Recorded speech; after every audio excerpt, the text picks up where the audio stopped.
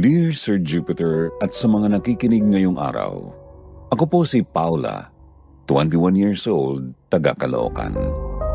Working student po ako at kasalukuyan noon na nagtatrabaho bilang crew sa Angel's Burger. Sa totoo lang po, simple lang talaga akong tao. Hindi mahilig sa gulo, hindi rin pala kaibigan, pero marunong po akong makisama. Ang kwento ko po ay hindi tungkol sa pag-ibig o sa pamilya o sa kaibigan, bagamat may kinalaman din sila. Pero ito pang isusulat ko ay tungkol sa isang karanasan na hanggang ngayon, kahit ilang taon na ang nakalipas, ay hindi ko pa rin makalimutan. Noong panahong yun, morning shift ako sa trabaho. Sanay na akong gumising ng alas 5 para makapaghanda at makarating sa pwesto namin bago mag alas 6. Doon ako na-assign sa kanto ng isang mataong lugar malapit sa terminal ng jeep at tricycle. Maayos naman ang kita kahit papaano at saka hindi ako nagrereklamo kasi mababait naman ang mga kasamahan ko. Pero isang araw, may nagyaya sa akin na makipagpalitan ng shift. Pao, ikaw naman sa gabi. May lakad kasi ako sa birthday ng kapatid ko. Sabi ng isa kong kasama na si Mitch. Close kami ni Mitch kahit hindi kami ganun kadalas magka-shift. Tahimik din siya tulad ko. Pareho kaming hindi pala chika. Hindi ako pumayag kasi alam ko sa sarili ko na hindi ako sanay sa night shift. Pero noong sinabi niya na isa lang naman daw to at saka may double pay pa yung oras na yon, napao na rin ako. Sabi ko sa sarili ko, isang gabi lang naman to, tiyagain ko na. Kaya ayon, pumasok ako ng alas 7 ng gabi. Medyo kakaiba yung pakiramdam kasi sanay ako sa liwanag, sa init ng araw, sa ingay ng mga estudyante at manggagawa. Pero nung gabi na yun, iba ang paligid. Mas tahimik, mas malamig at parang mas mabigat ang hangin. Noong una, wala naman akong naramdaman na kakaiba. May mga dumarating pa rin na customer, karamihan mga lasing o di kaya yung mga galing sa overtime. May mga rider din na nagpipick up ng order. Wala akong ka-shift noong gabing yun kasi sinabi ni Mitch na okay na raw sa manager. Kaya ako lang mag-isa. Nag-play ako ng konting music sa cellphone ko habang nag-aayos ng lettuce at tomato. Medyo masaya pa nga ako kasi wala akong kasamang makulit at saka mabilis din ang oras kapag busy. Mga bandang alas 8, konti na lang ang tao sa paligid. Puro tricycle na lang ang nandun sa tabi. Yung iba tulog na sa loob ng sidecar, yung iba naman nagkakwentuhan. Ako nakatambay sa gilid ng cart habang hinihintay kung may o-order pa.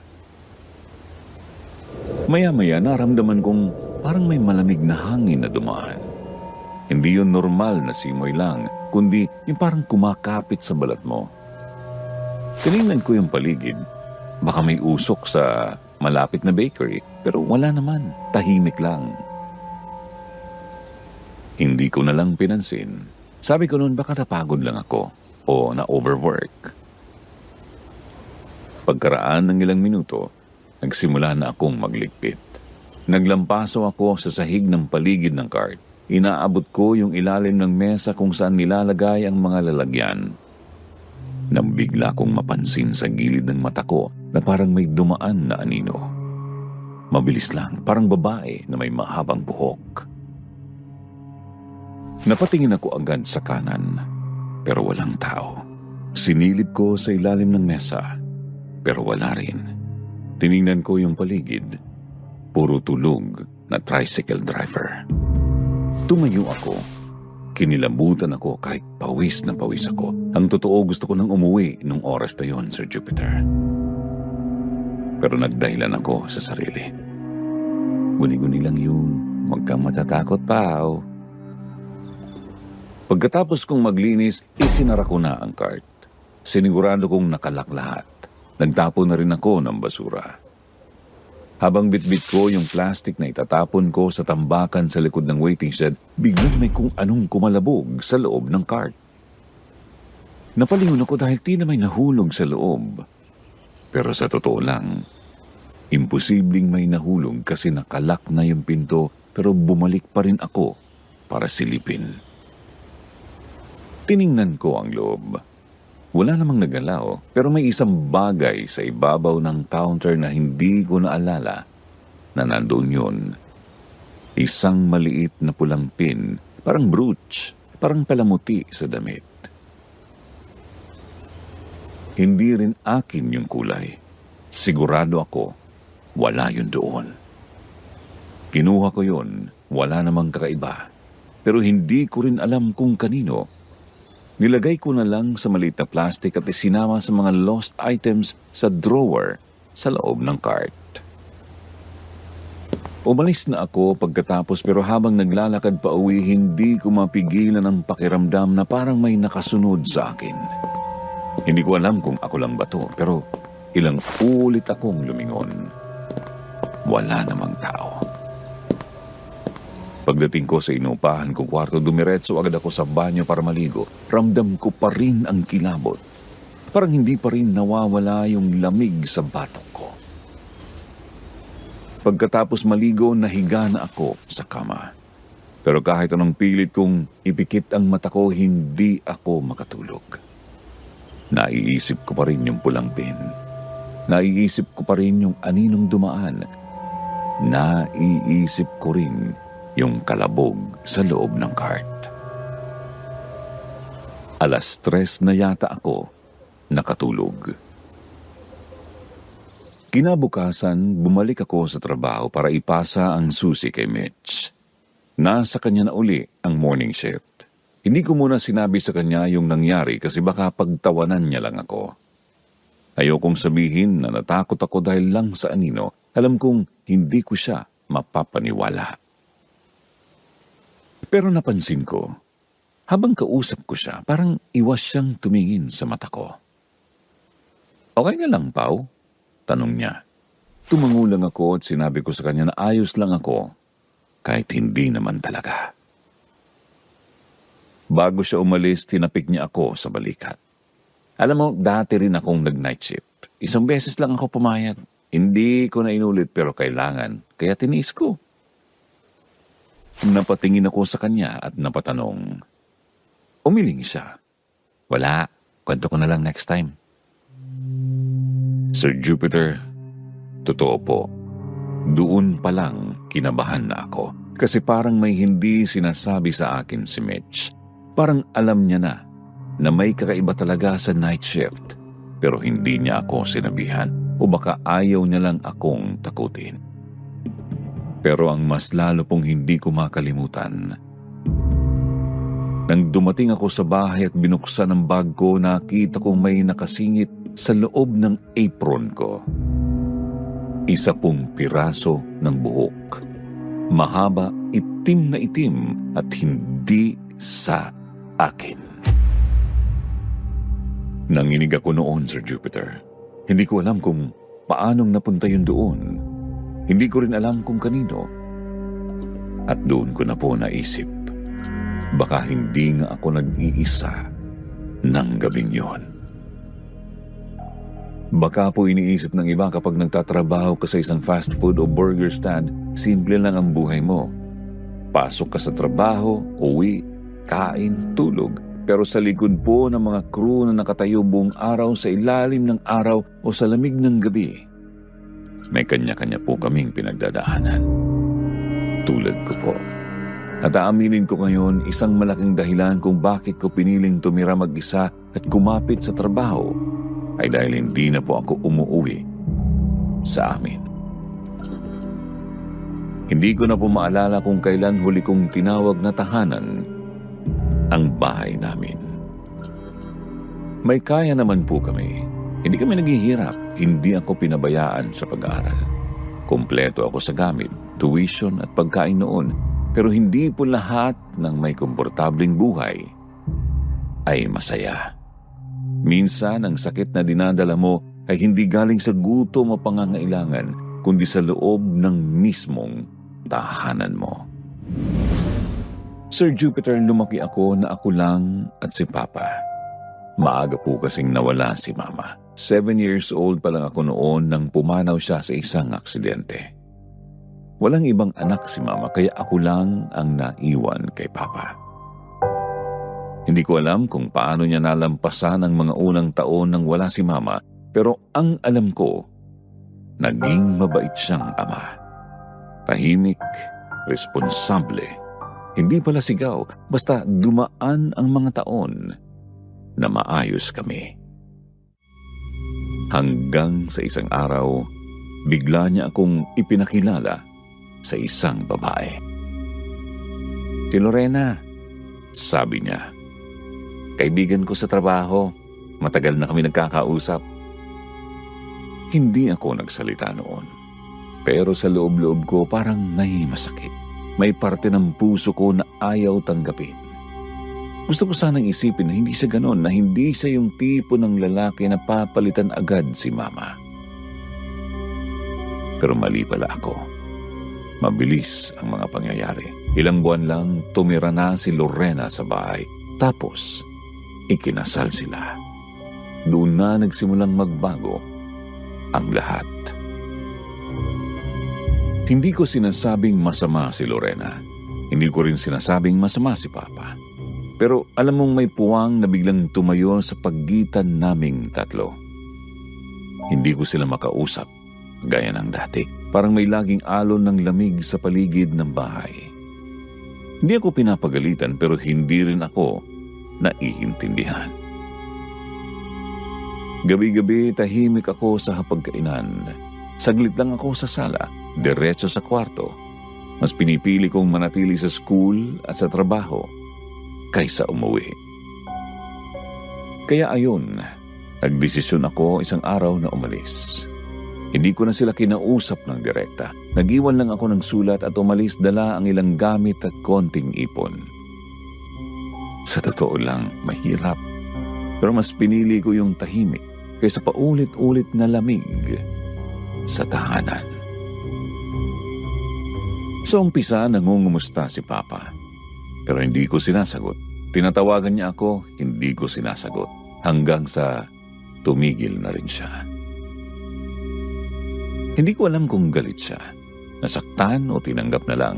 Pero ang sigurado ako, mas pinili ko na lang ang katahimikan. Doon na nga ako nagsimulang magtrabaho full-time sa Angel's Burger habang patuloy sa pag-aaral. Doble kayod, oo, pero at least ako ang may hawak sa oras ko. Ako ang may control. Walang tensyon, walang tahimik na sumbatan. Pero minsan kahit gaano kakabisi, hindi mo maiiwasan ang bumalik sa nakaraan.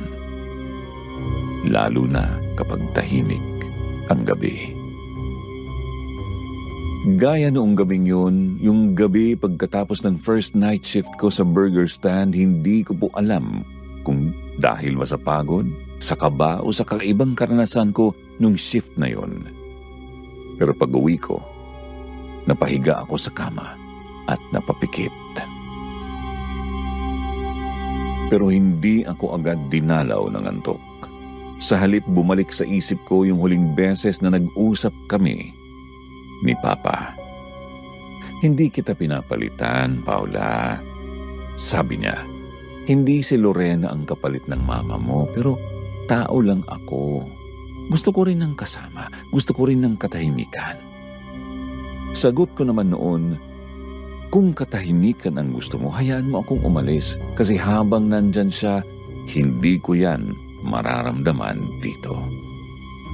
Matapos yun, hindi ko na siya hinarap. Hindi ko na binigyan ng pagkakataon. Pero habang nakahiga ako nung gabing yun, parang biglang bumalik lahat ng emosyon. Parang may mabigat sa dibdib ko. Hindi humulto, Sir Jupiter, hindi pa. Ay, kundi alaala. Nagsindi ako ng maliit na ilaw sa tabi ng kama. Kinapa ko ang cellphone ko. Tiningnan kung may messages. Isa lang ang unread message. Galing sa isang unknown number. Kumusta ka na, anak? Simple lang. Walang pangalan pero alam ko kung kanino galing. Kilala ko ang boses niya kahit sa text lang. Si Papa. Hindi ko alam kung anong sagot ang gusto kong ibigay. Wala naman siyang tanong na direkta, pero ramdam ko ang bigat ng mensahe niya. Parang may kasamang paghingi ng tawad o paghahanap. Gusto kong mag-reply, gusto kong sabihin na ayos lang ako, na safe ako, na nagtatrabaho pa rin ako kahit nahihirapan. Gusto ko ring itanong kung okay sila, kung buhay pa ba ang mga halaman ni Mama sa likod ng bahay. Kung tinatabi pa rin ba nila ang mga laruan ko sa cabinet. Pero hindi ko pinindot ang send. Pinatay ko ang screen at pinikit ko ulit ang mata ko. Minsan po, Sir Jupiter, hindi ka tinatakot ng multo mula sa dilim. Minsan, multo na ng nakaraan ng mas mahirap harapin. Kinabukasan, bumalik ako sa trabaho. Pero kahit pa araw ang shift ko, parang may bitbit akong anino sa sarili ko. Tahimik pa rin ako pero mas malalim ang iniisip. Napansin yata ni Mitch kaya tinanong niya ako, "Napuyat ka ba?" Sumagot ako noon na medyo lang. Ayoko na kasing pahabain pa ang usapan. Gusto kong ikwento sa kanya yung tungkol kay Papa pero hindi ko alam kung paano uumpisahan dahil hindi lahat ng sugat madaling ilahad. Habang nililinis ko ang mesa, napansin ko ulit yung maliit na plastic na may lamang pulang pin na iwan pa rin doon. Wala pa rin nagkiklaim. Pero ngayong umaga, may gusto na namang mangyari. Pagbukas ko ng drawer para tingnan yung lost items, may katabi na yung pin. Isang lumang Polaroid photo. Hindi akin. Wala kong maaalalang ganon doon kahapon at sa litrato may babaeng nakangiti. Mahaba ang buhok. Naka-red blouse. Kung noong una iniisip ko lang na baka pagod lang ako, baka guni-guni lang yung nararamdaman ko. Nung sumunod na gabi, wala na akong pwedeng isipin, kundi may kakaiba talaga. At hindi po siya basta lamig lang, hindi po siya basta aninong dumaan lang. Kasi nung gabing yun, narinig ko siya. Hindi pa rin po ako makalimot sa litrato na nakita ko sa drawer ng Angel's Burger. Hanggang ngayon, malinaw pa rin sa isip ko yung ngiti ng babae sa Polaroid. Hindi siya yung tipong mukhang masaya, para bang pilit o kaya parang may tinatago sa likod ng ngiting iyon. Pero ang pinakatumatak sa akin, Sir Jupiter, yung pulang pin, parehong-pareho sa pin na natagpuan ko noong unang gabi ko sa night shift. At simula nang makita ko yung litratong yon, parang lalo lang lumala yung nararamdaman kong kabigatan sa trabaho. Sa totoo lang, ayoko silang sabihan na may multo sa cart. Baka isipin nila, tinatamad lang ako o niloloko ko sila. Kaya pinili ko na lang manahimik. Pero deep inside, alerto na ako. At noong inassign ulit ako sa night shift, oo, Sir Jupiter, inulit ko pa rin. Alam ko na, dapat handa ako.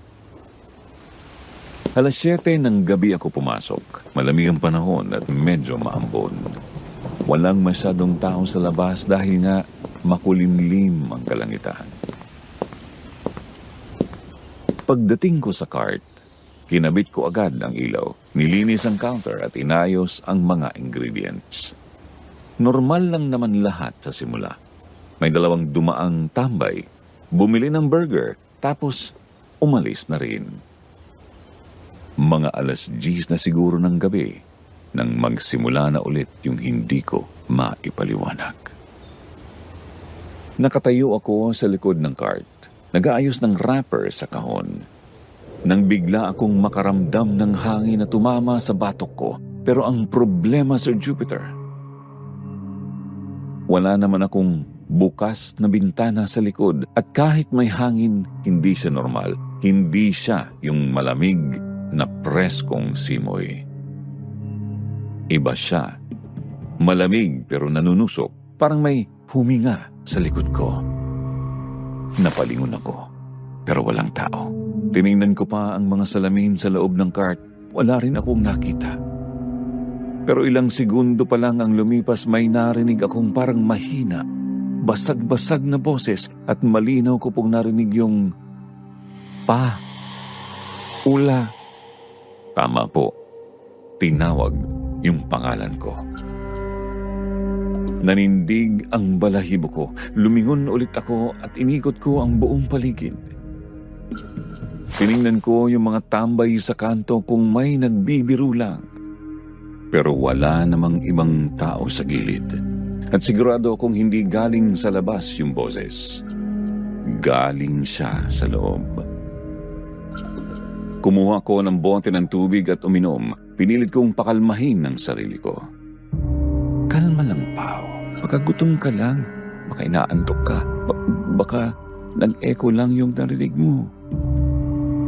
Pero sa loob-loob ko, alam kong hindi imagination lang yon. At doon na nagsimula yung mga sunod-sunod. Nang tumaligod ako para kunin yung plastic ng lettuce, may narinig akong bagsak sa counter. Pagharap ko, nakita ko ang isang styro box ng burger nakabukas. Hindi ako gumawa ng burger noon. At ang mas nakakakilabot, may laman yung box. Isang kagat na burger.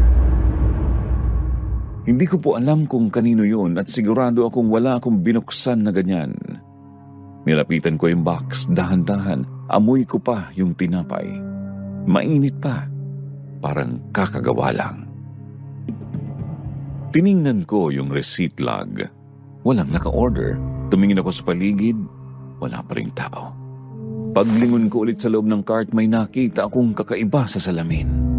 May dumikit na basang marka ng kamay sa salamin at hindi yon galing sa akin. Hindi ko alam kung anong naisip ko noon pero napaatras ako. Hinawakan ko agad yung cellphone ko. Pinicturan ko yung palad. Pero pagtingin ko sa screen ng camera, wala. Hindi lumalabas sa camera pero kitang-kita ko sa aktual na mata ko. Kaya ipinikit ko na lang ang mata ko saglit, huminga ng malalim, at nagdasal. Lord, hindi ako nananakit ng kahit na sino. Gusto ko lang pong magtrabaho. Kung sino ka man, Lord, pakiusap. Huwag mo kong saktan. Pagdilat ko, wala na yung kamay sa salamin. Pero ang pinto ng cart nakabukas na. At alam kong sigurado akong isinara ko yun noon. At sa halip, may basa ulit, yapak naman ng paa. Pababang basa, paalis pero walang taong nakita. Kumuha ako ng tissue at sinundan ang basa ng tubig. Pero nauwi lang siya sa harap ng cart, tapos biglang wala na. Putol. Sir Jupiter, parang pinaglalaroan ako. Gusto ko sanang tumawag kay Papa, oo kahit galit pa ako, pero bigla kong naalala. Wala pala akong load, kaya minessage ko si Mitch sa social media. Pwede mo ba akong tawagan, emergency? Pero hindi siya tumuloy. Naiwan akong nakatayo, nanginginig, walang magawa. Wala rin akong pwedeng sabihin. Naisip kong magsara na lang kahit maaga pa at baka mapapagalitan pero hindi ko na kinaya. Habang nililigpit ko ang mga gamit, narinig ko ulit ang boses. Hindi ko maalala. Mahina, parang galing sa ilalim ng cart. Napapikit na lang ako. Ayokong sumilip at mas lalong ayokong makita. Pero hindi ko rin mapigilan ang sarili ko. Dahan-dahan akong lumuhod, tumapat sa gilid ng cart. Sinilip ko sa ilalim, pero walang tao. Pero may isang lumang panyong kulay puti. May sulat, parang gamit ay sinulid na isinulat ang pangalan. Melanie. Tumayo ako bigla. Kinuha yung panyo at tinupi. Nilagay ko sa bag ko at hindi ko alam kung bakit ko kinuha. Pero parang kailangan ko. Parang gusto niyang malaman ko kung sino siya. Sir Jupiter, pagkatapos ng gabing yun, hindi na ako naging katulad ng dati. Hindi na lang overtime, hindi na lang pagod sa katawan, kundi ang boses, ang yapak, ang palad. Sa salamin at ang pangalang noon ko lang narinig, Melanie. Sa totoo lang po, hindi ko alam kung saan ako magsisimulang intindihin yung mga nangyari.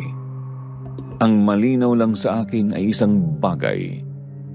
May babae at siya, si Melanie. At gusto niya na pansinin ko siya. Matapos ang gabing yun, sinabi ko sa manager na kung pwede wag muna akong i-night shift. Wala akong binigay na rason. Sinabi ko lang na nahihirapan akong matulog pagkatapos ng trabaho. Pumayag naman sila dahil may bago ng crew na pumasok. Pero kahit day shift na ako, hindi pa rin ako mapalagay. Pakiramdam ko, dinala ko na ang takot ko pauwi. Parang hindi na lang siya confined sa burger cart. Parang nasa tabi ko na rin siya, kahit nasa kwarto ako. Tuwing gabi, kahit pa may ilaw, hindi ako makatulog agad. Lagi kong iniisip yung panyong nasa bag ko. Hindi ko pa rin alam kung bakit ko kinuha yun, pero simula nang tinabi ko siya, mas dumalas yung panaginip ko. At hindi basta panaginip, Sir Jupiter. Mga eksena siya na hindi ko kilala, pero pakiramdam ko ako ang nandoon. Parang may isang bagay na may puting pader, may malawak na hardin, may mga bulaklak na dilaw, tapos may babaeng nakapula, nakaupo sa ilalim ng puno. Umiiyak habang may hawak na larawan. Lagi po siyang lumilingon sa akin pero hindi ko makita ang mukha niya ng buo. Laging malabo o di kaya'y natatakpan ng buhok. Sa panaginip ko, hindi ako makalapit sa kanya. Parang may pader sa pagitan namin. Pagkagising ko, pawis na pawis ako. Parang tumakbo ako ng ilang kilometro kahit tulog lang naman ako. Nung una, binaliwala ko pa rin. Sabi ko, baka dala lang ng stress, ng pagod, o ng kwento sa isip ko. Pero isang hapon habang naka-duty ako sa cart, may tumambay na matandang babae sa harap ng stall. Wala siyang binibili, nakatingin lang siya sa akin habang nagluluto ako. Pinilit kong hindi pansinin kasi sabi ko baka isa lang sa mga nanay na umiiwas sa init. Pero nang malapit na siyang umalis, tinawag niya ako. Sana si Melanie? Tanong niya. Nabigla ako. Lumingon ako. Ha? Po? Anong Melanie po?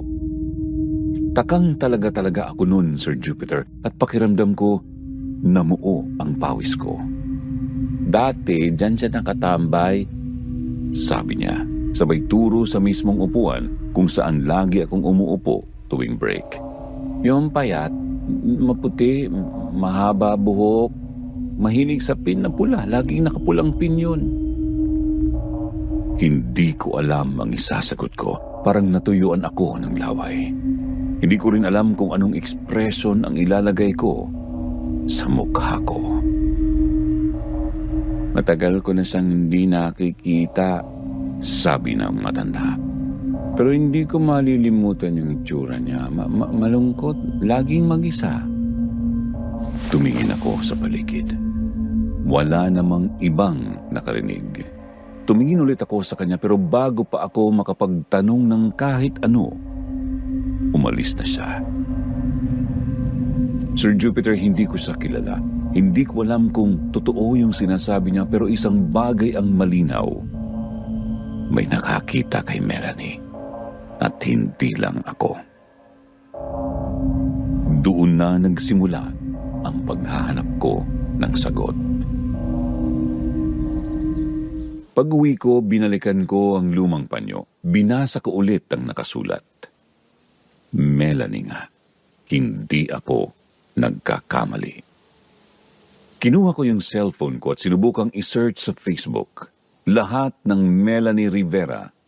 Inisa-isa ko, pero wala akong makita na kapareho ng mukha sa Polaroid. Sunod kong sinubukan, Sir Jupiter, ang barangay. Nagpaalam ako sa manager ko na late ako papasok kinabukasan. Pumunta ako sa barangay hall kung saan malapit ang burger stand. Sinabi kong may nilalakad akong personal na bagay at nagtanong ako kung may record sila ng nawawalang tao. Ang bait ng staff, tinulungan ako at nag-check sila ng mga lumang report. Sabi ng matandang staff habang binumuklat ang logbook. Melanie. Teka lang, para may ganito nung mga isang dekada na ang nakalipas. Napatayo ako at hindi ko alam. Pero para bang natuwa ako at tinanong ko pa siya, tama ba ang narinig ko? Tumango siya. May babaeng ni-report na nawawala.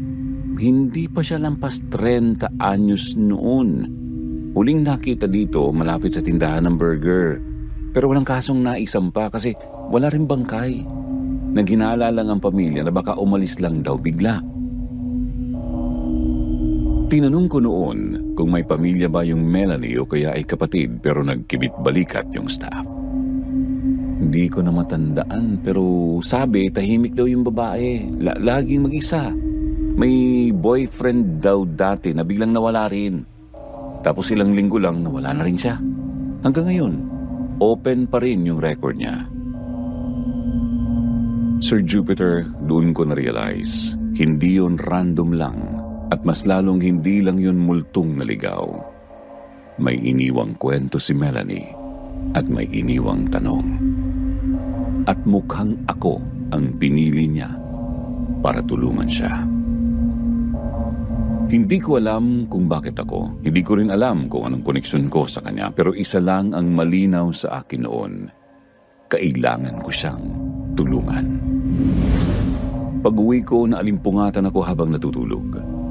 Bandang 2:00 yata ng madaling araw. Akala ko may kumakatok sa bintana ng kwarto ko pero nang tignan ko, wala naman. Tatayo na sana ako para uminom ng tubig nang mapansin ko yung salamin sa gilid ng cabinet ko. Madalas wala akong pakialam doon, hindi ko rin ginagamit. Pero nang tumingin ako, Sir Jupiter, may nakasulat sa salamin.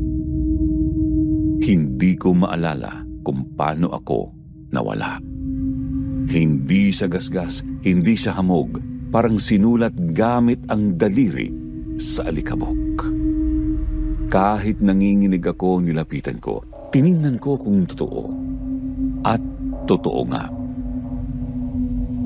At habang nakatitig ako sa sulat na yon, narinig ko na naman ang boses na pamilyar na sa akin.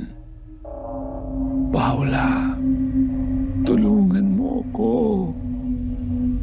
Noong una, akala ko pagod lang ako, tapos akala ko multo lang na napadaan.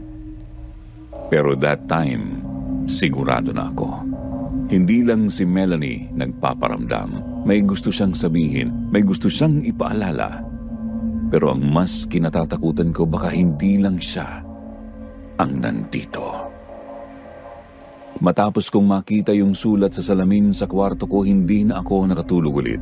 Pilit kong inirarationalize ang lahat. Baka ako lang ang nagsulat yun. Baka nalimutan ko lang. Pero Sir Jupiter, kilala ko ang sarili ko at hindi ko sinusulat ang mga ganon. Lalo na sa salamin.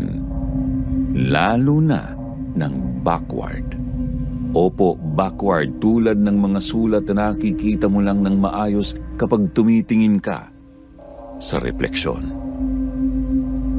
Isinulat yun mula sa loob, hindi para sa akin kundi para sa kung sino mang tumitingin sa salamin. Nang sumunod na araw, hindi ako mapakali. Hindi ko kinaya sa bahay, kaya maaga akong pumasok sa Angel's Burger kahit day shift ako. Mas gusto ko na yung amoy ng grill kaysa amoy ng takot sa kwarto ko. Tahimik ang buong araw. Walang kakaibang nangyari. Pero pakiramdam ko, sinusundan pa rin ako ng mga mata. At hindi yun yung tipikal na ini-imagine ko lang. Totoo, ramdam ko sa batok ko, sa gilid ng mata ko. Mga bandang 5:00 habang naghihiwa ako ng kamatis, napansin kong may batang babae sa tapat ng cart. Nakatayo lang siya, hindi kumikibo at nakatingin lang. Mga 7 taong gulang siguro at nakasuot ng lumang school uniform. Napatingin ako sa paligid, baka may kasamang matanda. Pero wala. Nilapitan ko siya sa may counter. "Hi, Iha. Nasaan yung kasama mo?" Hindi siya sumagot. Nakatingin lang siya sa loob ng cart. At habang tinititigan ko siya, may naramdaman akong kakaiba. Parang kilala ko siya, pero hindi ko matandaan kung saan. Tapos bigla siyang ngumiti at sinabi, "Nandito siya. Nakatayo sa likod mo." Napatalikod ako at napalingon pero walang tao. Pagharap ko ulit sa bata, wala na rin siya. Sir Jupiter, hindi siya naglakad paalis, hindi siya tumakbo. Basta na lang nawala. Tumayo ako doon, hawak pa rin ang kutsilong ginagamit sa kamatis. Nanginginig ang kamay ko. Wala akong masabi. Kahit yung mga driver sa gilid ng kalsada parang walang napansin. Parang ako lang ang may alam na may batang babae sa harap ng cart. Kinabukasan habang nagpapahinga ako sa bahay, napansin kong bukas ang isa sa mga lumang photo album sa istante. Hindi ko naman yun binuksan. Luma na yun, galing pa sa bahay nila Papa. Isang beses ko lang dinala yun sa kwarto ko kasi may mga childhood pictures ko. Nilapitan ko, binuklat ko ang pahina na nakaawang. At Sir Jupiter, hindi ko po alam kung ano ang mararamdaman ko. Nasa isang picture si Papa nakaupo sa isang sofa at sa tabi niya, isang babae na may mahaba ang buhok, maputi ang kutis at may nakasukbit na pulang pin sa kwelyo ng blouse niya. Hindi siya si Mama at alam ko kung sino siya. Siya si Melanie. Pero hindi yun pwedeng mangyari. Bakit siya nasa album namin? Binuklat ko ang likod ng picture at nakita ko na may sulat. Christmas Party 2004. Papa, Melanie, at ako. Ako? Ibig sabihin, magkakilala sila? Magkaibigan o magkaano-ano? Yan ang mga tanong ko noon sa isipan ko. Bumilis ang tibok ng puso ko. Hindi ko maintindihan kung anong dapat kong maramdaman.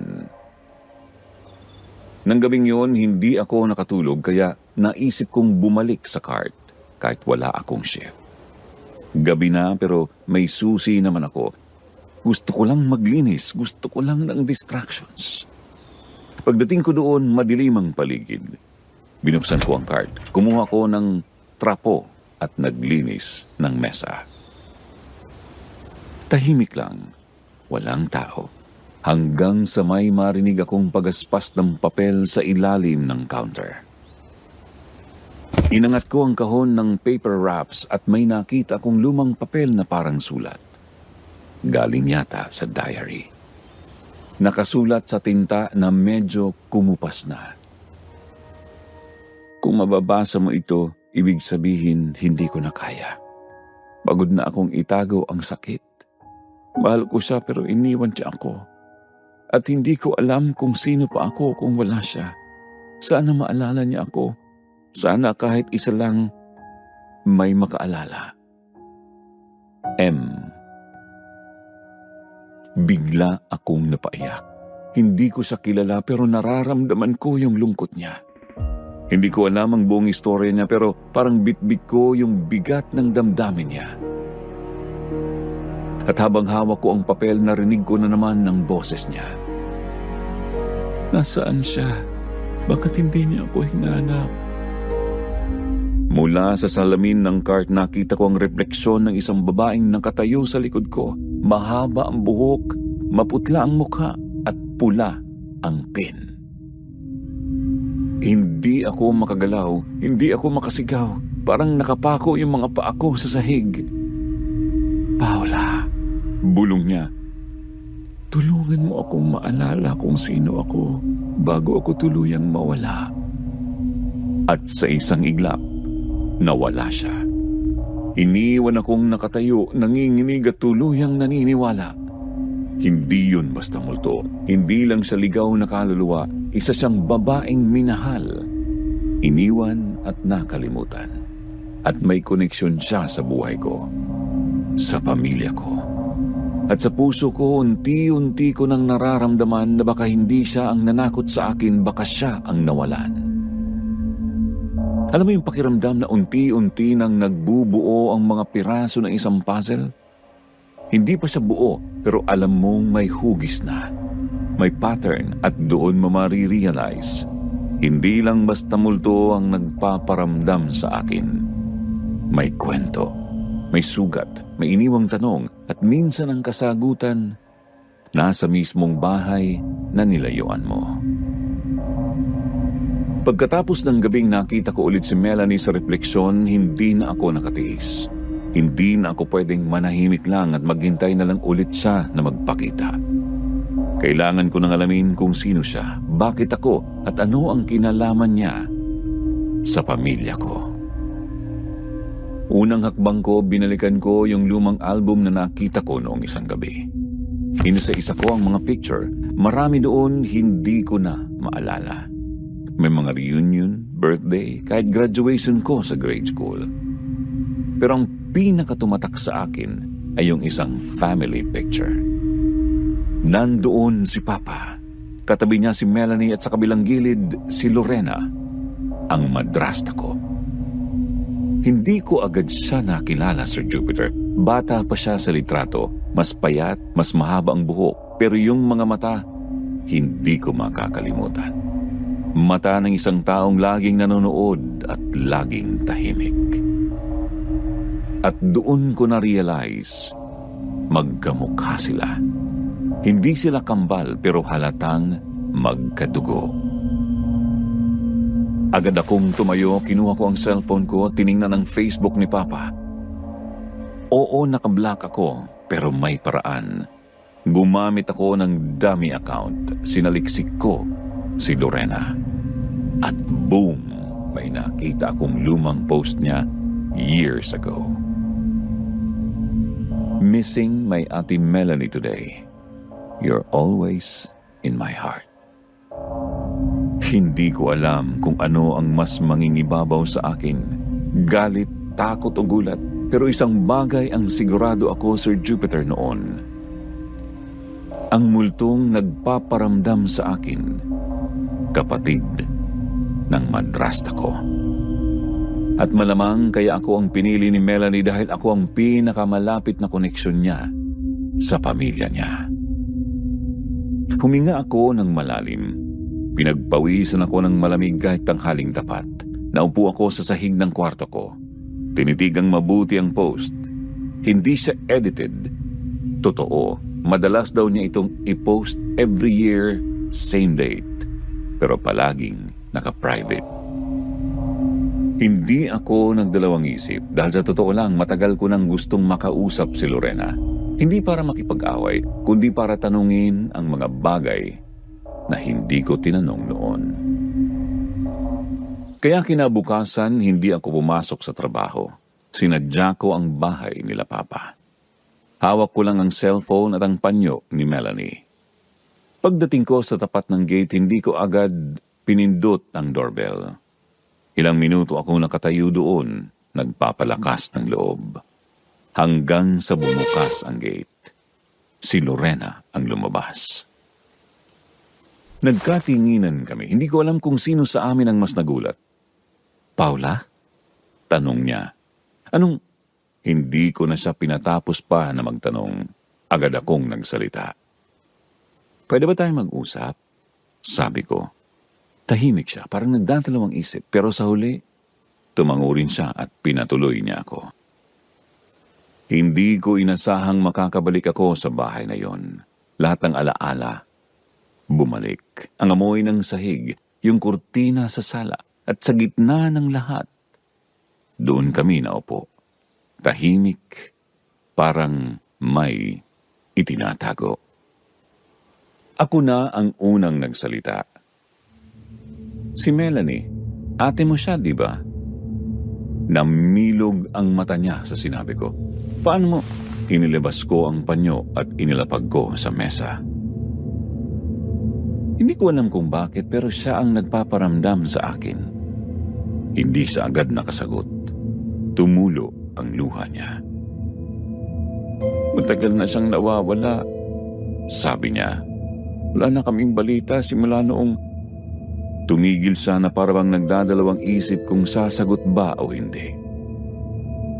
Agad ko siyang tinanong kung kailan at nagpatuloy siya sa pagsasalita.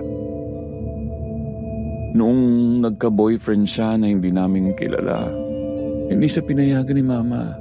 Umalis siya, tumira sa kaibigan niya. Tapos isang araw hindi na siya umuwi. Hindi namin alam kung saan siya nagpunta, kung buhay pa ba siya at kung ano ba ang nangyari sa kanya. Agad kong sinabi sa kanya na nakita ko si Melanie. Lumingon siya sa akin at nagtaka sa sinabi ko. Doon sa Angel's Burger, doon po siya nagpaparamdam sa salamin, sa tunog at sa panaginip ko. Tinakpan niya ang bibig niya, umiyak na siya dahil sa gulat. Bakit sa'yo? Hindi ko alam ang isasagot pero ang alam ko kailangan niyang marinig ito. Siguro dahil ako na lang ang pwedeng makinig.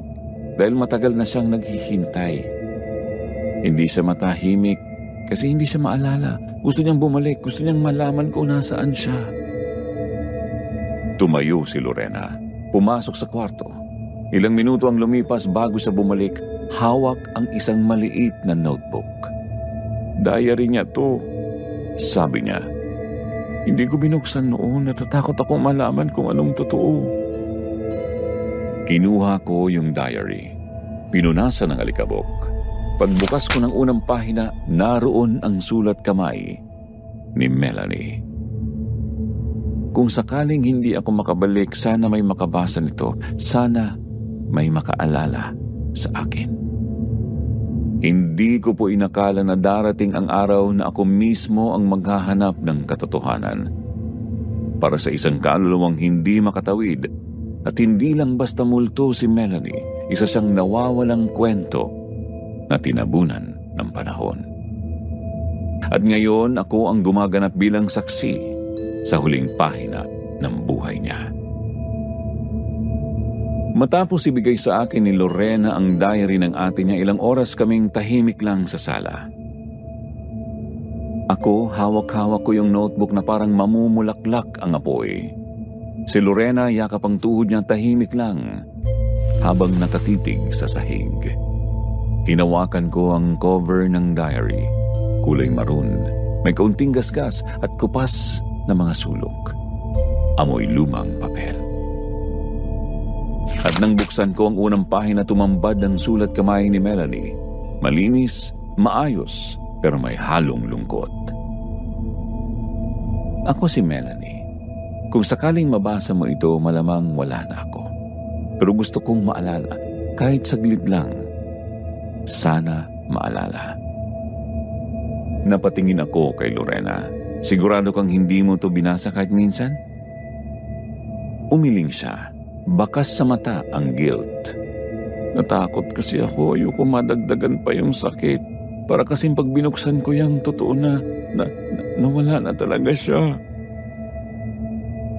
Tumangulang ako tapos sinimulan ko ng basahin ang mga pahina. Dumaan siya ulit sa tapat ng boarding house namin, yung lalaking may dimple. Sabi ng mga kaibigan ko mayaman daw yun. Pero tahimik lang siya. Hindi siya kagaya ng ibang lalaki. Hindi siya nanliligaw, pero palagi siyang nandoon. Sunod-sunod ang mga entries, lahat tungkol sa lalaki, walang pangalan, pero punong-puno ng paghanga. Ngumiti siya sa akin, first time. Parang ang gaan ng loob ko sa kanya. Sana hindi ako nagkakamali. Sana hindi siya kagaya ng iba. At habang binabasa ko, Sir Jupiter, ramdam na ramdam ko yung kilig at takot ni Melanie. Parang yung mga tipikal na kwento ng pag-ibig. Pero habang tumatagal, lumilihis na ang tono. Hindi ako pinayagan ni Mama. Sabi niya, hindi ko rin kilala yung lalaki. Pero paano kung siya talaga yung para sa akin? Paano kung siya lang ang nakakaintindi sa akin? Umalis na ako. Wala nang silbi ang pakikipagtalo sa bahay. Nakikitira ako ngayon sa apartment ng kaibigan ko. Hindi ko sinabi ko nasaan ako. Pero at least kasama ko siya. Masaya ako kahit saglit lang. Napahigpit ang hawak ko sa diary. Ang sunod na pahina, may mantsa ng parang luha. Parang iba na siya. Hindi na siya kagaya ng dati. Lagi siyang may kausap sa phone, hindi ko kilala. Madalas wala siya sa apartment. Tapos kapag tinatanong ko, naggalit siya. Baka pagod lang? Oo, baka pagod lang. Umalis siya nang hindi nagsasabi. Iniwan niya akong mag-isa. Wala akong pera. Hindi ako makauwi. Hindi ko rin alam kung paano ako babalik sa dati kong buhay. Gabi-gabi akong umiiyak. Sana bumalik siya. Napatingin sa akin si Lorena at umiiyak na siya. Dito na siya huling nag-update. Bulong niya. Tumango ako pero alam kong may susunod pa. At totoo nga. Sa pagitan ng diary may isa pang punit na papel. Parang isiniksik. Walang date, walang address, at isang sulat lang. Kung may makakabasa nito, sana matulungan ninyo ako. May lalaki pong nanakit sa akin. Hindi ko alam kung nasaan ako ngayon. Madilim, malamig. Pero naririnig ko pa rin siya sa labas. Hindi ko alam kung may makakaligtas pa sa akin. Sana maalala ako ng kahit isa. Sana. Putol ang dulo. Hindi ko na napigilan. Naluha ako. Pakiramdam ko, nasa harap ko si Melanie habang sinusulat niya yung huling bahagi ng kwento niya. Tumayo ako. Lorena, kailangan nating malaman kung sino yung lalaking yun. Nag-isip siya at parabang nag-aalangan. Wala siyang pinakilalang lalaki sa amin. Wala akong ideya pero may isa akong hinala. Napatingin ako sa kanya. May matagal ng chismis dati, sabi niya, na yung ex ng kapatid ko ay may kilalang pamilya. Parang anak ng isang politiko o negosyante pero walang makumpirma. At hindi rin namin siya kilala kasi nga tinago ni Melanie. Tinanong ko siya noon kung saan sila nagpunta. Sa may boundary ng Taguig at Pasay. Sagot niya. May luma raw silang tambayan malapit sa Riles. Kinabukasan, hindi na kami nagpatumpik-tumpik. Sumama si Lorena sa akin. Dinala namin ang diary. Nagpunta kami sa lumang lugar sa Taguig na binanggit niya. May mga bagong bahay na sa paligid pero may isang matandang sari-sari store sa gilid ng eskinita. Lumapit kami sa matanda roon. Natatandaan niyo po ba si Melanie? Tanong ni Lorena. Sanglit siyang nag-isip, tapos tumango. Yung maputing dalaga? Yung laging may kasamang lalaki na kamotor? Nagkatinginan kami ni Lorena. Ano pong nangyari sa kanila? Tanong ko. Natigilan saglit noon ang matanda na parabang inaalala niya ang araw na yon. Nang huling beses ko silang nakita, parang nag-aaway. Sagot ng matanda. Nasa tapat sila ng bakanting lote, tapos bigla na lang umalis yung lalaki. Naiwan yung babae, umiiyak, at hindi siya bumalik pagkatapos noon. Agad ko noong tinanong ang tungkol sa lote. Tinuro niya ang isang bakod na yari sa yero. Dati walang gate dyan, puro damo, pero ngayon may bahay na. Isang pamilya ang nakatira. Pero may mga kababalaghan daw. May laging umiiyak at wala namang dahilan. Sir Jupiter, doon ko na-realize, baka hindi lang pagpaparamdam ang ginawa ni Melanie. Baka doon siya namatay. At sa lupang yon, may iniwang bangkay na hindi pa rin nahahanap. May mga tanong na habang buhay mong baon, pero may mga tanong na kahit gaano kasakit, kailangan mong sagutin para may makatawid. Sa pagkakataong yon, hindi lang si Melanie ang kailangang makalaya, pati rin kami ni Lorena. Pagkatapos naming makausap ang matandang tindera, ilang oras lang ang lumipas bago kami bumalik. Hindi na kami nagdalawang isip. May bitbit kaming tapang na hindi ko rin alam kung saan galing.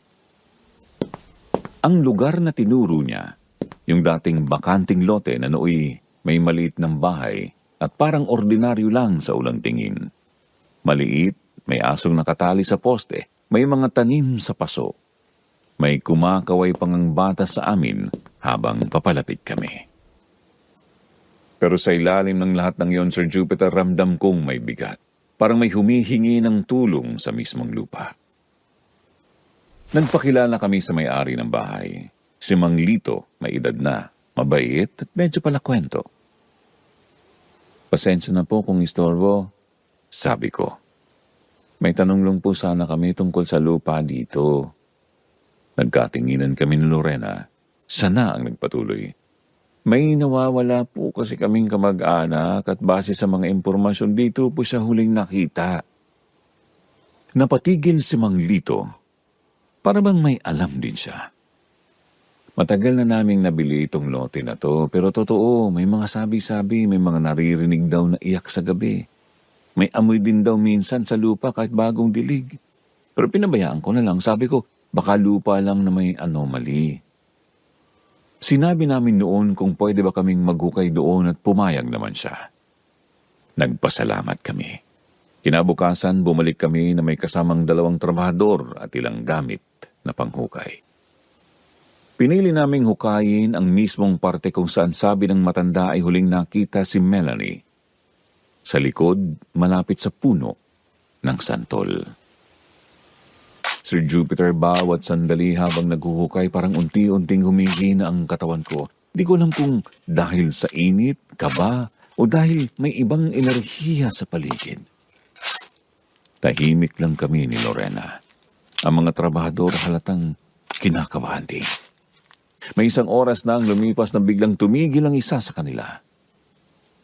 Miss, sabi niya, may parang kabaong yata dito. Lumingon kami agad. Nanginginig ang tuhod ko habang lumalapit. Pag-angat nila ng lupa, dahan-dahang lumitaw ang isang bahagi ng lumang kahoy. Mantsado, nabubulok. At doon na kami nagsimulang kabahan, lalo na nang amuyin ko ang paligid. May kakaibang asim. Hindi siya amoy dumi, hindi rin bulok na pagkain. Amoy na parang naaagnas. Tumakbo si Lorena, hindi na niya kinaya. Sumuka siya sa gilid, ako naman nanigas lang, hindi ko alam kung aalis ako o titingin pa. Pero may isang bahagi ng utak ko na nagsabing, kailangan mong tapusin to. Lumapit ako, nakita ko ang gilid ng kahoy at sa loob may natitirang tela. Puti at may bahid ng pulang tela. At sa tabi nito, isang pulang hairpin. Hindi ko na kailangan ng forensic, Sir Jupiter. Alam ko na, si Melanie yon. Hindi ko alam kung paano ako nakatayo o paano ako huminga, pero isang boses ang narinig ko sa isip ko. Salamat. Bigla kong naramdaman ng malamig na hangin sa batok ko at sa sulok ng mata ko, nakita ko siya. Si Melanie. Nakatayo sa ilalim ng puno ng santol. Payapa na ang mukha niya. Hindi na siya umiiyak. Hindi na siya basang-basa. Ngumiti siya sa akin at tumingin kay Lorena. Patawad. Yun lang ang sinabi niya, Sir Jupiter. Tapos, nawala na siya. Biglang lumiwanag ang paligid. Ang amoy nawala. Parang may gumaan. At ako napaluhod na lang sa tabi ng hukay. Umiiyak. Hindi dahil natakot ako, hindi dahil nagulat, kundi dahil natapos na ang paghahanap. Dumating ang pulis, forensic team at ginawang legal ang proseso. Matapos ang DNA testing at iba pang procedures, kinumpirma nila, bangkay ni Melanie nga iyon. Pinayagan ng pamilya na mailibing siya na maayos. Kung dati takot akong magsalita, ngayon ako na mismo ang nagkikwento. At kung dati gusto ko lang ng tahimik na buhay, ngayon alam ko nang minsan may boses kang kailangang gamitin para sa mga hindi na makapagsalita. Matapos mailibing si Melanie, ibang-iba na ang pakiramdam ko. Parang may tinanggal sa dibdib ko. Hindi na siya mabigat, hindi na siya malamig. Parang may inilibing akong hindi lang bangkay, kundi lahat ng takot at alinlangan ko sa sarili. Pero higit pa roon, Sir Jupiter, parang may bahagi rin akong nabuhay ulit. Si Lorena, madrasta ko, ay hindi na basta-basta lang babaeng pinalit kay Mama. Hindi na siya yung dahilan ng galit ko sa bahay. Ngayon siya na ang ate ni Melanie. Siya na ang kapatid ng babaeng humiling ng tulong at ako ang naging tulay. Isang linggo pagkatapos ng libing, niyaya niya akong magkape. Sa labas lang, simpleng kapit pandesal. Tahimik kami noong una. Parehong hindi marunong magsimula. Pero naramdaman kong hindi na namin kailangang magsigawan. Nagkaintindihan na kami kahit walang masyadong salita. Sana noon pa tayo nag-usap, sabi niya. At doon na nagsimula ang bago naming relasyon. Hindi bilang madrasta at stepdaughter, kundi bilang dalawang taong nagkasundo dahil sa isang multo. Sa bahay naman, unti-unti nang bumabalik ang sigla. Hindi pa rin kami close ni Papa, pero hindi na rin kami nag-iiwasan. Isang gabi habang kumakain siya sa sala, iniabot niya sa akin ang remote. Simple lang yun para sa iba, pero para sa akin, yun na ang pinakamalambot na kilos na ginawa niya sa akin sa loob ng ilang taon. At tinanggap ko yun. Kasi minsan, Sir Jupiter, hindi mo na kailangan ng sorry na sinisigaw. Kailangan mo lang ng gesture, ng maliit na hakbang, at sapat na yun para simulan ang pagbubuo muli. Sa Angel's Burger, bumalik ako sa regular shift ko. Umaga pa rin, pero iba na ang aura. Hindi na ako nag-aabang ng multo sa salamin. Hindi na ako kinakabahan sa bawat tunog ng prito. Mas naging present ako, mas naging maayos. Kahit mahirap ang trabaho, napapangiti pa rin ako. Kasi tuwing tinitingnan ko ang espasyo sa likod ng cart, parang andun pa rin si Melanie. Tahimik, nakangiti, pero sa wakas, payapa. Bumalik kami ni Lorena sa lugar kung saan nakita ang katawan ni Melanie para magtanim ng halaman. Isang white rose bush ang pinili namin. Paborito raw yun ni Melanie. Habang nagtatanim kami, inaalala namin yung mga kwento niya noon, yung hilig niya sa mga classic OPM, yung paborito niyang pansit canton at yung pangarap niyang maging writer. Hindi niya naabot yung mga pangarap niya, sabi ni Lorena at ngumiti siya. Salamat, Paula. Naku, kung wala ka, baka hindi ko na siya nahanap. Ngumiti ako pabalik kay Lorena, saka ako nagturan. Kung hindi rin dahil sa kanya, kaya hindi rin kita nakilala ng totoo. Pareho kaming tumingin sa langit at sa pagkakataong yun, wala nang tanong. Tanggap na ang lahat, Sir Jupiter. Kung may natutunan ako sa lahat ng ito yun. Ang multo ay hindi lang kababalaghan. Minsan sila ay paalala na may kailangan kang harapin sa sarili mo. May sugat kang hindi pa naghihilom, may taong hindi mo pa napapatawad. At minsan, may sarili kang hindi mo pa yakap. At sa pagtulong ko kay Melanie, para rin akong tinulungan niyang hanapin ang sarili kong kapayapaan.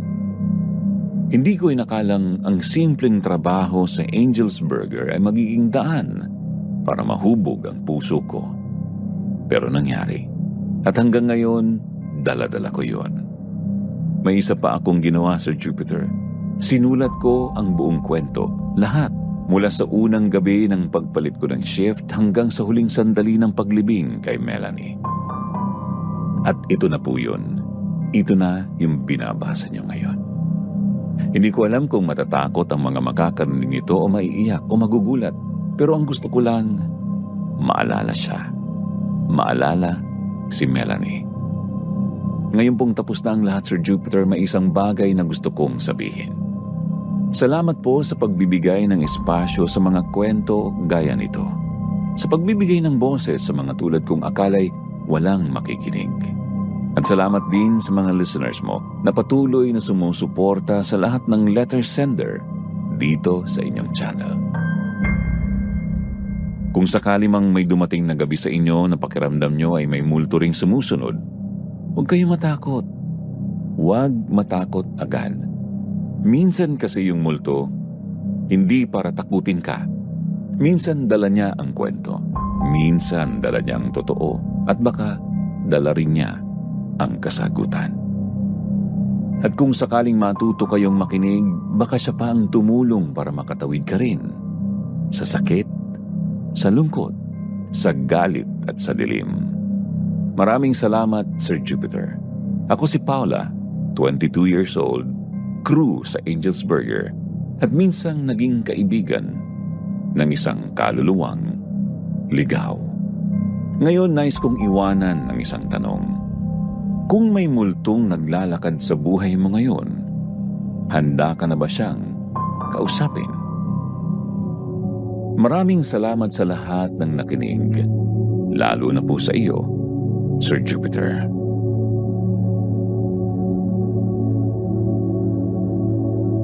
Magandang araw, Pilipinas, at sa lahat ng nakikinig saan mang sulok ng mundo.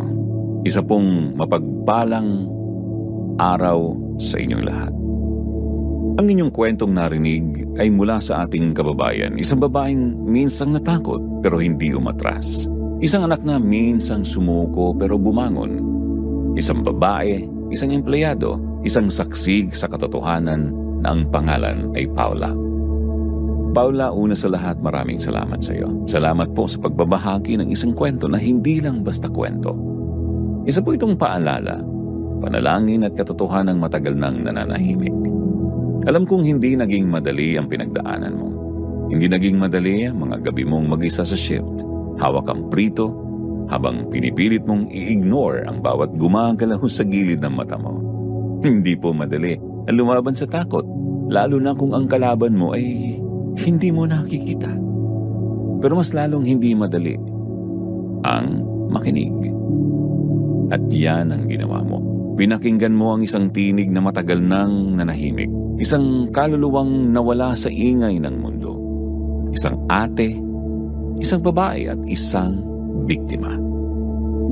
Hindi mo siya tinuring na kaluluwa, kundi tinuring mo siyang tao. At dahil doon, Paula, nabuhay muli si Melanie. Sa puso mo, sa alaala niyong magkapatid.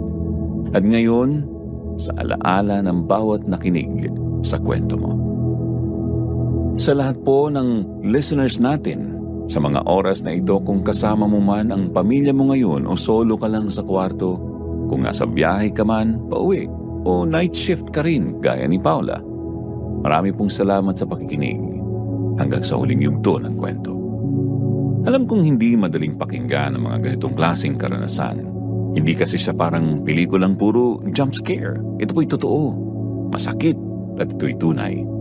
Pero sa bawat salita ni Paula, naipasa rin sa atin ang aral ng kwento ni Melanie. Anong aral yun? Huwag po tayong manahimik kung may kailangang marinig. Huwag kayong pumikit kung may kailangang makita. At higit sa lahat, huwag po tayong matakot na makinig kahit sa mga hindi nakapagsasalita. Paula, hindi mo lang pinatawid si Melanie. Pinatawad mo rin ang sarili mo mula sa galit na matagal mong binuhat. Alam kong mahirap mahalin ng isang pamilyang pakiramdam mo ay iniwan ka.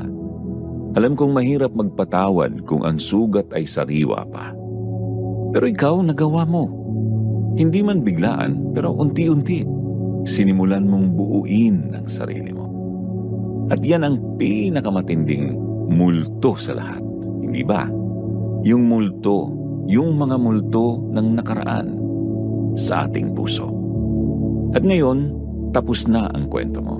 Hindi ibig sabihin tapos na ang epekto nito. Dahil ngayon, libo-libo ang nakapakinig sa iyo. May mga taong may sarili ring Melanie sa buhay nila. May mga taong iniiyakan pa ring sugat. Mga taong minsang natakot, nawala, pero naghahanap ng liwanag. At sana dahil sa kwento mo makita rin nila yung liwanag sa loob nila. Nandiyan po si Lorena, unti-unti na ring bumabalik ang koneksyon nyo ng papa mo. At higit sa lahat, kilala mo na ang sarili mo. At sa tingin ko, Paula, mas matapang ka kaysa sa akala mong ikaw. Para po sa mga tagapakinig natin, kung may pinagdadaanan kayo ngayon na parang multo, isang alaala, trauma o kasalanang hindi mo mapatawad, tandaan mo ang kwento ni Paula. Hindi ka nag-iisa. Baka kailangan mo lang ng isang tao na makikinig sa iyo gaya ng pakikinig mo ngayon sa kanya. At kung sakaling sa mga gabi mong mag-isa may maramdaman kang malamig na hangin o may aninong dumaan sa sulok ng mata mo, bago ka matakot, tanungin mo muna ang sarili mo. May kailangan ba akong pakinggan? Baka hindi multo ang naroon, baka konsensya, baka panawagan, o baka ikaw rin pala. Paula, bilang pagtatapos, gusto kong sabihin sa iyo ang isang bagay na sana baunin mo habang buhay. Ang mga pinakamatitinding kwento ay hindi yung nakakatakot, kundi yung totoo. At ang kwento mo, isa sa mga yun. Nagpapasalamat ako, kami, hindi lang sa pagbabahagi mo, kundi sa tapang mo. Hindi lahat ng tao kayang gawin ang ginawa mo. Pero dahil ginawa mo, mas marami pang Melanie ang mabibigyan ng boses. Mga kaibigan, bago tayo magtapos, gusto kong iwan sa inyo ang isang tanong galing sa kwento ni Paula. Kung may multong naglalakad sa buhay mo ngayon, handa ka na ba siyang kausapin? Ako po si Jupiter, nagpapasalamat sa bawat nakinig, nakaramdam at naantig sa gabing ito. Mga kaibigan, bago ko tapusin ang kwentong ito, gusto ko sanang mag-iwan ng kaunting mensahe, hindi lang para kay Paula, kundi para sa ating lahat. Alam nyo, habang binubuo natin ang mga ganitong kwento gabi-gabi, hindi lang tayo basta nakikinig para matakot. Hindi lang tayo nandito para sa kababalaghan. Nandito tayo para makarelate, makaisip, at makaramdam. Dahil minsan ang horror ay hindi lang multo. Minsan ito'y refleksyon ng mga bagay na hindi pa natin tinatanggap. Takot sa pagkawala, sa katotohanan at sa sarili nating damdamin. At gaya ng sinabi ni Paula, minsan kailangan mo lang talagang makinig. Hindi lang sa mga sigaw o ingay, kundi sa mga katahimikang matagal nang naglalakad sa paligid mo. Naghihintay, mapansin. Mga kababayan, marami sa inyong nakikinig habang nag-iisa. Marami rin ang pagod, nasasaktan, may dinadala, kung meron mang Melanie sa buhay mo. Isang alaala, isang taong nawala o isang sugat na hindi mo pa mabitawan. Huwag mong itago, huwag mong isara ang sarili mo sa posibilidad ng paghilom. Hindi porket hindi mo nakikita, hindi na totoo, at hindi porket matagal na, hindi na kailangan ng katanungan. Ang mga kaluluwang gaya ni Melanie hindi lang multo sa paligid. Sila ay paalala ng lahat ng hindi pa natin napapalaya sa iba at sa sarili. Kaya ngayon po gusto kong tanungin kayo, may hindi ka pa ba napapatawad? May sarili ka bang bahagi na hindi mo pa niyayakap? May boses ka bang hindi mo pa binibigyan ng lakas? Dahil kung meron, baka ito na ang oras. Ang oras para makinig, para magsalita, para harapin ang multo. Kahit pa ang multong yun ay ikaw rin pala. Sa pagtatapos ng kwento ni Paula, isinara niya ang kabanata ng takot at pagbubunyag. Pero binuksan niya ang panibagong pahina ng pagpapatawad, pagkilala at pagbubuo. Hindi siya naging bayani sa paraang inaasahan. Hindi siya nagbuwis ng buhay, pero nagbukas siya ng puso. At para sa akin, yun ang mas matapang. At ngayon, bago ko tuluyang ibaba ang mikropono, gusto kong ibalik ang tanong ni Paula sa inyong lahat. Kung may multong naglalakad sa buhay mo ngayon, handa ka na ba siyang kausapin? Hindi po kailangan ng sagot ngayon. Pag-isipan mo ito bago ka matulog, dahil minsan ang sagot sa tanong ng iba ay nasa sarili nating katahimikan.